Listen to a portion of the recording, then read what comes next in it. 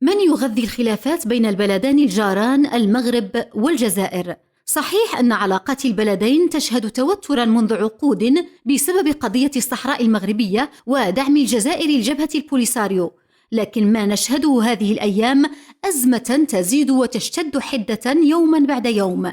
يقول بعض المحللين إن فرنسا التي تنتهج سياسة اللعب على الحبلين هي أول مستفيد من هذه الخلافات، وطبعاً أول الخاسرين إذا ما نجحت دول المغرب العربي في تشكيل كتلة سياسية واستراتيجية واقتصادية مستقلة. لذا فصب الزيت على النار يؤمن تدخلها في شؤون البلدين كلما رغبت بذلك، فهي لا زالت تعتبر نفسها وصية على مستعمراتها السابقة، معتمدة في ذلك على سياسة فرق تسد في المنطقة.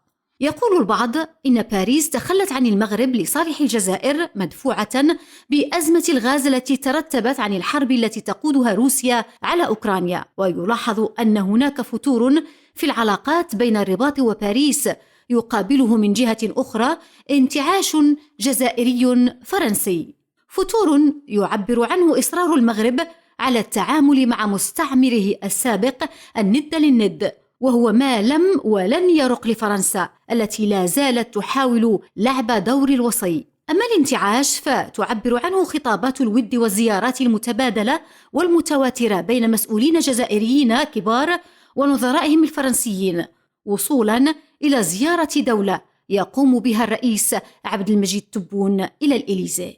ويقول البعض الآخر إنه من الخطأ الاستسلام لفرضية وجود أزمة عميقة وشائكة بين المغرب وفرنسا، كما هو خطأ الحديث عن تطبيع لا توتر بعده بين الجزائر وفرنسا.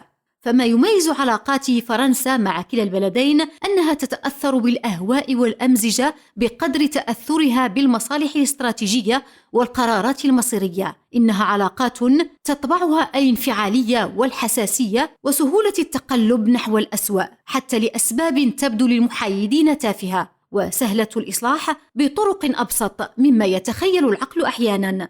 فقد أخطأ من قال ويقول إن الإليزي يفضل الجزائر وتخلى عن المغرب، لأن فرنسا فقط تدير فصلاً آخر من فصول الأزمة بين البلدين، والتي ينعشها دائماً إصرار الجزائر على دعم البوليساريو والمساس بوحدة المغرب الترابية.